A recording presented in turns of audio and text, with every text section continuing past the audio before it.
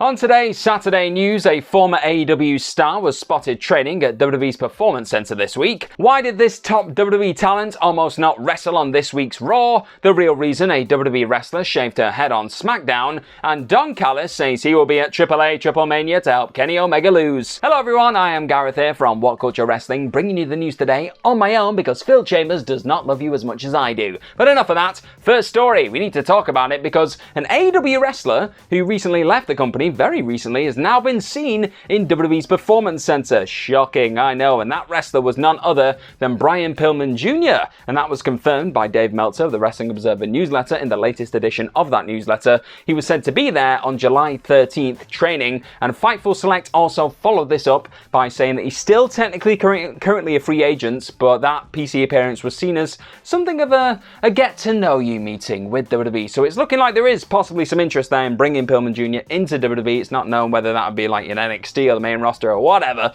but he's obviously a second-generation wrestler. He's the son of Brian Pillman, and yeah, it seemed like there was potential for him in AEW. Obviously, he's wrestled quite a bit for the company. He appeared on the first ever show for AEW, really, Double or Nothing, and then he went on to kind of wrestle sporadically over the next couple of years. He made that tag team with Griff Garrison, the Varsity Blondes, and then he'd actually not appeared on AEW television since Rampage, I believe, in February, and I think he lost to Swerve Strickland there. So, yeah, it was looking like maybe the writing was on the wall a bit there, but I don't know, a bit of a shame. Like, there was potential there, but it just never really worked out in AEW, and it does remain to be seen whether he'll actually go to WWE at some point in the future, but these early signs seem to point to that potentially being on the cards. But what do you think? Do you think he's on his way to WWE? Do you think that WWE should take a gamble on Brian Pillman Jr.? Well, you let me know in the comment section down below because I want to know your opinion on this big news story that dropped in the last couple of hours. And, well, moving on to WWE, this place where Brian Pillman Jr. could potentially go to. We don't know at this point, but going over there right now for this next story, Becky Lynch, apparently, was very close to not being cleared this week on Raw. So that's pretty shocking news, obviously. Well, maybe not so if you've been looking at Fightful Select, because they actually reported before the episode that the former Raw and Smackdown Women's Champion wasn't cleared for action. Like, she wasn't going to be able to fulfill the commitments that had been put in place the week before, that she was going to have this match against Zoe Stark. She wasn't able to do that, just for whatever reason she wasn't cleared. And people were like, oh, is she injured? Oh, what's going on? Well, we've had a bit more information now as to what happened, because she did actually end up wrestling, obviously, against Stark, and she lost that match on Raw. And what happened coming into this is that Lynch had to get a cyst removed, apparently. So she kind of touched back down in America from London, like earlier, like last week, whatever it was. And after that, she had to go to the ER to get a cyst removed. And then after that, she had to get it redone on the Friday, but then after that she was in the ring, she was fine and ready to go by Monday, is what she said to USA Today earlier this week. So that's, well, there you go, that's exactly what happened. And Seth Rollins was quick to note, because he was there at the time with her as well. I think this was at the ESPY Award things where they were earlier this week. He said that she's a savage and there's nothing that can keep her down, and well, that is pretty damn true when you're talking about the man.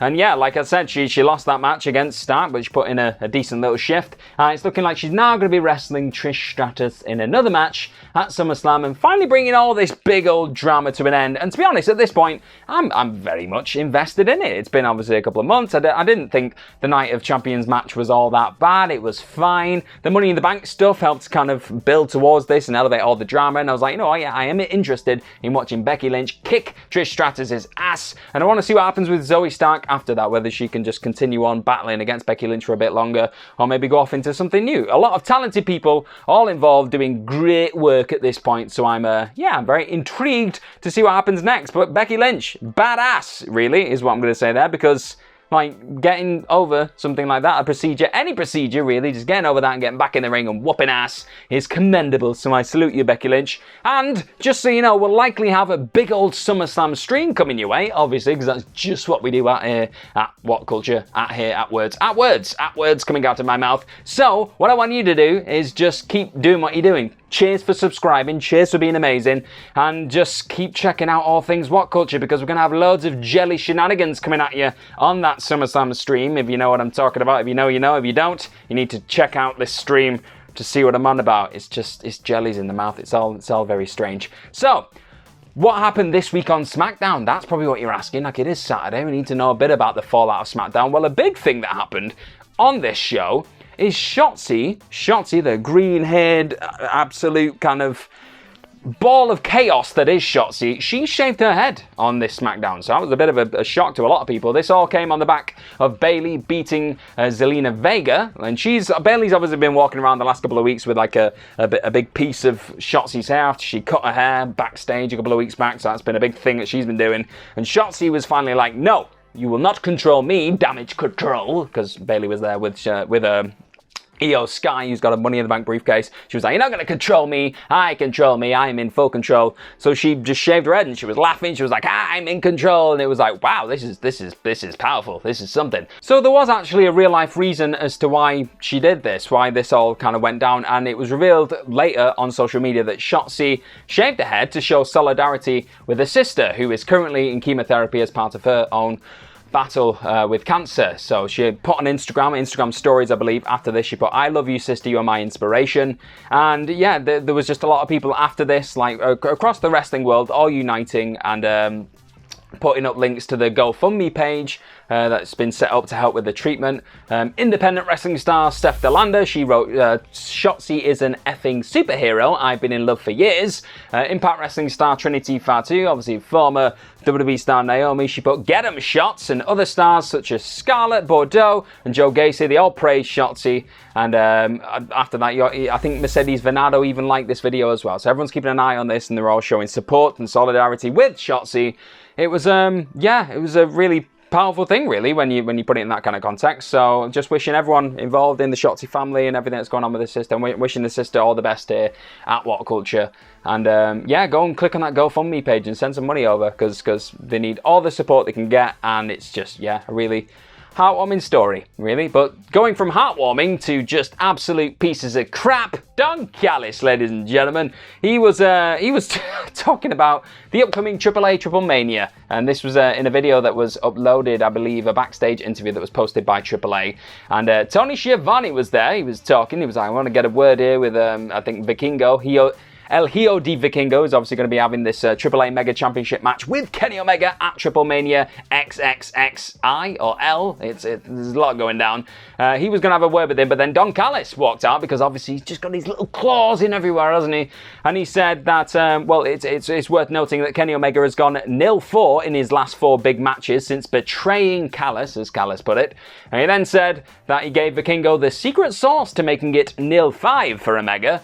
Before ultimately announcing that he would be with Vikingo in Tijuana. So he's going to be there, and he's going to be trying to make sure Kenny Omega loses his match, because he's just an absolute slimeball, isn't he? So this match at Triple Mania will be for Vikingo's AAA Mega Championship, like I just said. And that was previously held by Omega, and the two were actually set to battle over this back at the end of 2021, which feels like a lifetime ago at this point. But the match was called off due to Omega taking time off to recover from his many different injuries. His body was battered at that point, if I remember rightly.